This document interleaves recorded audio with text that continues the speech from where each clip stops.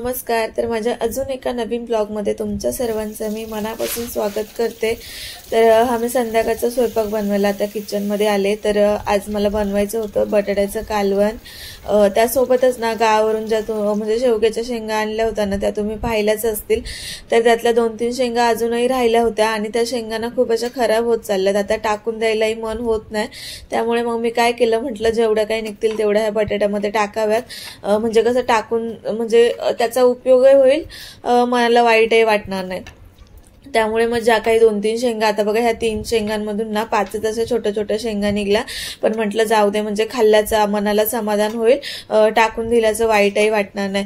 तेवढ्यामध्ये ना प्रिशाचे बाबा आज लवकर घरी आलेले, सो नाश्त्यासाठी बनवले होते मी पोहे। मग थोडेसे पोहे राहिले होते, त्यांना नाश्त्याला दिलं आणि म्हटलं त्यानंतर स्वयंपाकाला लागावं, म्हणजे कसं त्यांचं पोट वगैरे भरलेलं असेल, मग प्रिशाला व्यवस्थित सांभाळतात, म्हणजे कसं त्यांचे ते दोघं जण आतमध्ये खेळतात। त्यानंतर इथे मी कुकर वगैरे लावून घेते, थोडंसं बाहेरही जायचं होतं, त्याच्यामुळे आज मी जरा लवकरच स्वयंपाकाला लागलेली। म्हटलं बाहेर जायच्या अगोदर थोडंफार म्हणजे निदान कुकर तरी लावून घ्यावा, आल्यावरती जरासा म्हणजे उशीर झाला की मग कंटाळा येतो बाकीचं सर्व करायला। इथे कुकर वगैरे मी लावून घेतला होता। त्यानंतर जायचं होतं बाहेर, मग बाहेर जायची तयारी केली। आता इथे बघा प्रिशाच्या बाबाचं पोहे वगैरे खाऊन झालेले, तर माझं बाळ एवढं गुणी, म्हणजे एवढं वाटतं ना मला कौतुक तिच्याबद्दल। इथे बघा तिला कॅमेरा बघून तिला असं मज्जा वाटते, लगेच हसायला वगैरे लागते, डान्स करायला लागते। तिचे हे एक्सप्रेशन बघूनच ना खूप आनंद होतो आणि कधी कधी वाटतं की म्हणजे यूट्यूबचा हा प्रवास किंवा जे काही व्हिडिओ मी काढते, ज्या काही गोष्टी इथे साचवते, म्हणजे हे पुढे जाऊन बघायला किती आनंद होईल, निदान ती जे काही करते त्याचा तरी खूप आनंद होईल। त्यानंतर आम्ही इथे चाललेलो बाहेर फिरायला। कॅमेरा बघितला की आता खूप सारं काही समजायला लागलंय। तर प्रिशादला म्हणजे नॉर्मली खोकला झालेला, त्याच्यामुळे आम्ही म्हणजे 2-3 दिवसापूर्वी आलो होतो हॉस्पिटलमध्ये। तर आज फक्त फॉलोअप साठी बोलवलेलं। आता तुम्ही व्हिडिओज मध्ये पाहिलं असेल 2-3 दिवसाच्या, पण ती एवढी स्ट्रॉंग आहे ना, आजारी असलं तरी मोठ्या माणसासारखं सगळं दुखणं अंगावरती काढते, म्हणजे अजिबात एका जागेवर थांबणार नाही किंवा झोपून राहणार नाही। जे काही तिचं डेलीचं रुटीन आहे ना, ते सेम तसंच फॉलो करणार। फक्त तिला खोकल्यामुळे ना थोडंसं म्हणजे असं जास्त खोकला आला नाही की उलटी सारखं होत होतं, आणि नॉर्मली रात्री झोपल्याच्या नंतरच तिला खोकला येत होता।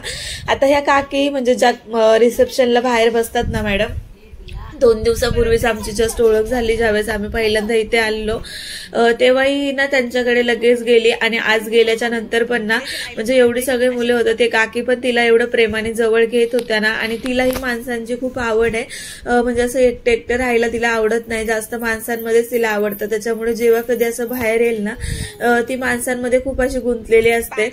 रोज मी ज्यावेळेस तिला बाहेर फिरायला जाते ना, तिथे भाजीचीच मंडई, तर बऱ्याचशा बायका तिथे येतात, तर त्यांचं जरी लक्ष नसलं ना तरीही त्यांना म्हणजे असं स्वतःहून आवाज देते आणि उचलून घ्यायला लावते। तर असं काही हिचं माणसांविषयीचं प्रेम आहे। त्या मॅडमने छान असं ह्या दुसऱ्या मॅडमला इथे म्हणजे चेअरवरती त्यांच्या बसवलं होतं, कारण ही सारखंच त्यांच्या मागे मागे करत होती। मग त्या बोलल्या राहू दे, मी उभं राहून काम करते, हिला बसू दे इथे। आणि तिचं पण इथे छान म्हणजे एन्जॉय करायचं चाललं होतं। सो जास्त काही गर्दी नव्हती, एकच नंबर होता, त्यानंतर आमचा नंबर होता। ह्यांचं क्लिनिक पण एवढं छान आहे ना, म्हणजे वरती जायला असं म्हणजे वाटत होतं की ते जे क्लिनिकचं जे डेकोरेट केलंय ना, ते आपल्या घरामध्ये पाहिजे, राहायला खूप मज्जा येईल। इथे मंदिर होतं, त्याच्यामध्ये बाप्पा पण होते आणि स्वामी पण होते। सो झालं होतं 2च मिनिटांमध्ये, कारण डॉक्टरने सांगितलेलं ती पूर्ण ओके, काहीच प्रॉब्लेम नाहीये, औषध वगैरे काही द्यायची गरज नाहीये। त्यानंतर थोडंसं दूध वगैरे घ्यायचं होतं, त्यासाठी बाहेर आलो। तर इथे हटके वडा, हे नवीनच म्हणजे महाराष्ट्रीयन कपल चालवतात, तर हे बोलले आपण जरा टेस्ट घेऊन पाहूया। तर तिथून 2 वडापाव आणि बर्गर आणलं होतं। त्यानंतर आलो घरी, पहिला नाश्ता केला। खरं तर जेवणाचा टाइम झाला होता, पण एकदम चुकीच्या टायमाला आम्ही हा नाश्ता घेऊन आलो होतो।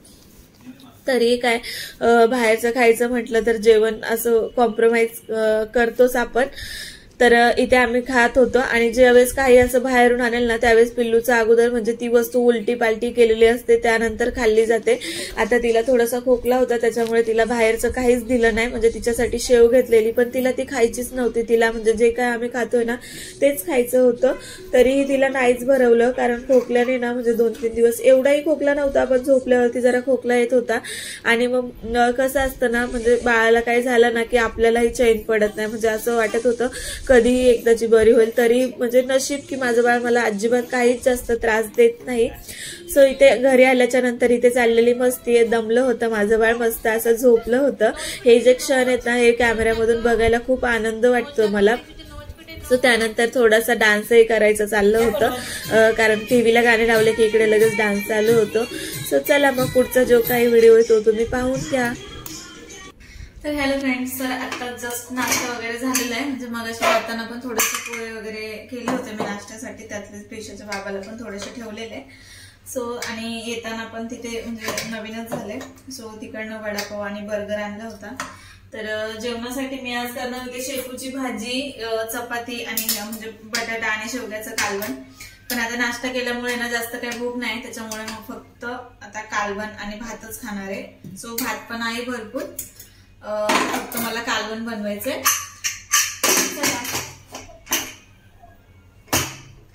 तर ज्यावेळेस आपण शेवग्याचं कालवण करतो किंवा शेवग्याची शेंग वगैरे अगोदर म्हणजे ज्यावेळेस शिजवून घेतो ना, त्यावेळेस हे जे पाणी असतं ना, हे पाणी टाकून नाही द्यायचंय. म्हणजे तेच कालवणासाठी वापरायचंय. कारण म्हणजे जे काही शेवग्याच्या शेंगेचं म्हणजे जो रस असतो ना, तो ह्या पाण्यामध्ये आलेला असतो. पण आता मी याच्यामध्ये बटाटेही टाकलेले. सो बटाट्याला म्हणजे जी काही थोडीफार माती असते ती याच्यामध्ये गेली असेल, त्यामुळे मी हे पाणी घेणार नाहीये. पण ज्यावेळेस आपण फक्त शेवग्याची शेंग शिजायला टाकतो त्यावेळेस ते पाणी अजिबात टाकून न देता म्हणजे कालवणामध्येच त्या पाण्याचा वापर करायचा आहे. खरं तर म्हणजे आपण काय करतो, म्हणजे त्याच्यातलं जे पौष्टिक असतो ते सगळं टाकून देतो, फक्त शेवग्याच्या शेंगाच ठेवतो. पण नाही, कारण शिजायला टाकताना आपण जे काही पाणी टाकलेलं असतं ते चांगलंच असतं. मग तेच म्हणजे कालवणामध्ये आपल्याला वापर करायचा आहे त्याचा. तर इथे मी 2 बटाटे सोलून घेतलेले आहेत आणि म्हणजे मला बटाट्याचं कालवण करायचं होतं. पण प्रिशाच्या बाबांना ना उपवासाच्या म्हणजे उपवासाला जसं आपण बटाट्याची भाजी पातळ भाजी बनवतो ना, ती खायची इच्छा झाली आहे. मग म्हटलं म्हणजे लाल मसाला न टाकता फक्त शेंगदाणे आणि मिरची वाटून त्याचं मी कालवण बनवणार आहे. म्हणजे पातळ भाजी बटाट्याची, ती पण खूप छान लागते आणि खिचडी सोबतही खूप छान लागते आणि भाकरीपेक्षा ना भातासोबत खायला ही भाजी खूप छान लागते. सो चला पाहूया आपण कशी भाजी बनवणार आहे ती.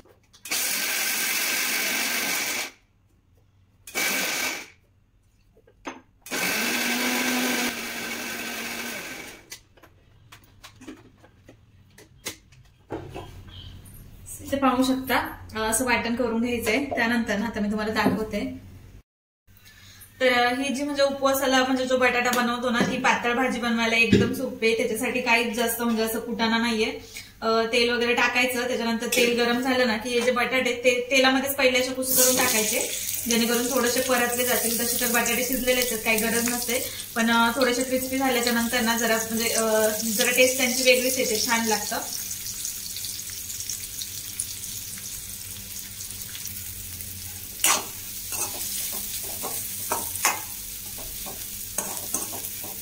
तर हे बटाटे ना जरा जास्त शिजलेले आहेत, पण काही नाही, आमटीमध्ये म्हणजे जास्त शिजलेले बटाटे असले तरी पण छानच भाजी लागते. त्याच्यानंतर हे जे आपण वाटण करून घेतलेले ना, ते वाटण याच्यामध्ये टाकायचं. सो याच्यामध्ये तुम्ही म्हणजे कोथिंबीर वगैरे ते पण टाकू शकता. पण आता म्हणजे माझ्या नवऱ्याला फक्त असं उपवासाला जी आमटी करतो तीच खायची, त्याच्यामुळे म्हटलं सेम तसंच फील यावा, त्यासाठी मग मी कोथिंबीर वगैरे टाकलेली नाहीये.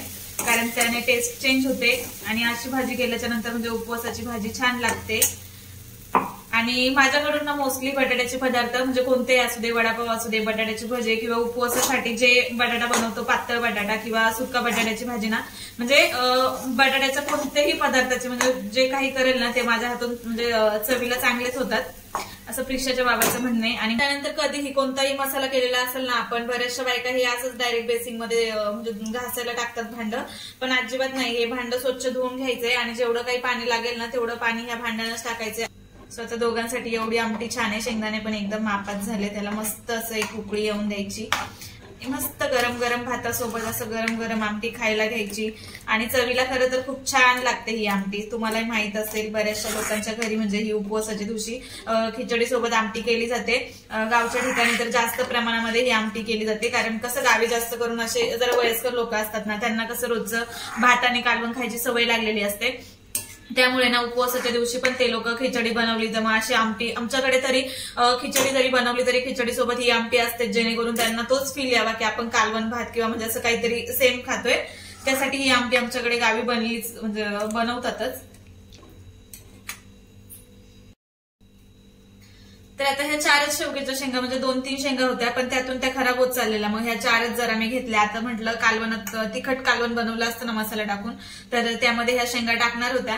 पण आता यांना खायचंय म्हणजे असं उपवासाच्या बटाट्याचं कालवण, तर मग म्हटलं शेवग्याची शेंग टाकल्यावरती त्यातली पूर्ण टेस्ट बदलेल.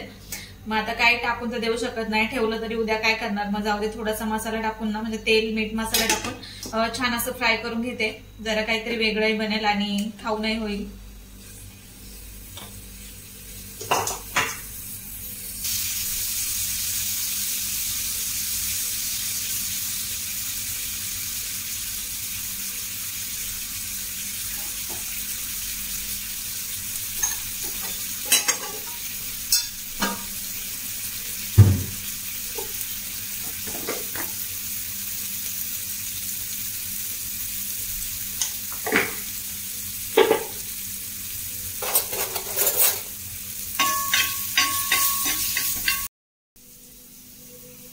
तर इथे पाहू शकता, इथे ना पाठीमाग मी आमटी टाकली उकळी यायला आणि इकडे शेंगा झाल्या. तर ना बऱ्याचदा मला म्हणजे ज्यावेळेस व्हॉइस ओव्हर करतो ना व्हिडिओला, त्यावेळेस म्हणजे एवढा वैताग असतो ना खरंच. म्हणजे 1-2-3 वेळा, खूप वेळा मला तरी व्हॉइस ओव्हर करावं लागतं, कारण आताशी माझी स्टार्टिंग आहे.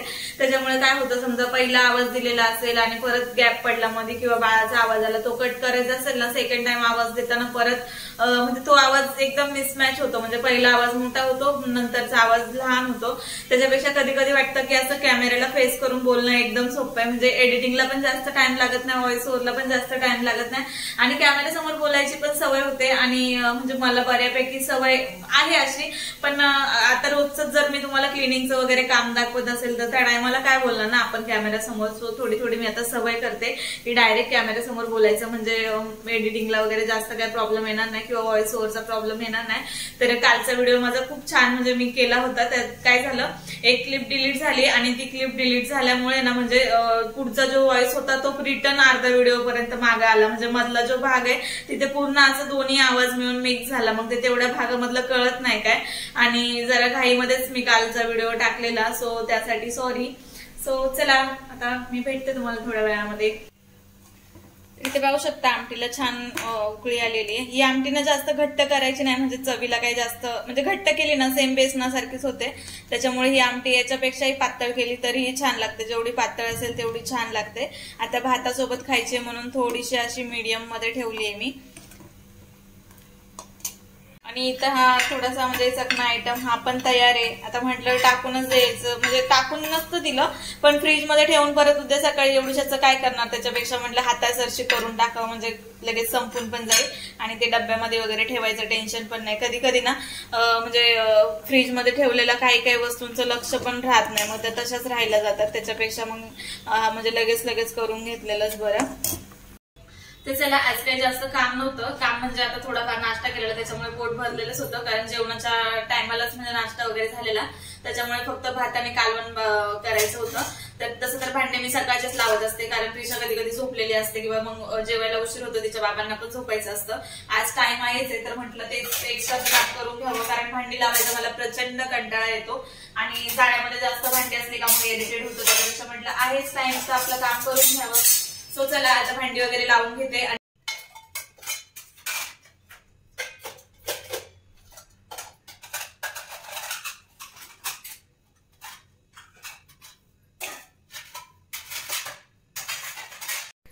तर माझं आता बाकीचं ऑलमोस्ट सगळं काम उरकलं होतं. म्हटलं बाळाला अगोदर खायला घालून घ्यावं, त्याच्यानंतर मग म्हणजे आम्हाला जेवायला, कारण नाश्ता केलेला त्याच्यामुळे थोडंसं उशिराच जेवणार होतं. म्हटलं तिला तरी टाइमवरती खायला घालावं. आणि आज बऱ्यापैकी म्हणजे मला खूप छान वाटतंय की मला जास्त व्हॉइसवर द्यायला नाही लागला, कारण अर्ध्यापेक्षा जास्त व्हिडिओ मी असं कॅमेऱ्याला म्हणजे फेस करून बोलले. सो त्यामुळे मला खूप बरं वाटतंय. आणि तुम्हालाही म्हणजे असे व्हिडिओ पाहायला आवडतील का, जे मी व्हॉइस ओव्हर न करता म्हणजे मध्ये मध्ये थोडंसं असं कॅमेऱ्याला फेस करून बोललेले. सो जर तुम्हाला आवडत असतील तर ते मला नक्कीच सांगा. व्हिडिओ कसा वाटला, छान वाटला असेल तर एक छानशी कमेंट. चॅनलवरती नवीन असेल तर माझ्या चॅनलला सबस्क्राईब करायला अजिबात विसरू नका. आणि जे काही व्हिडिओ आहेत ते नक्कीच पहा. चला तर बाय.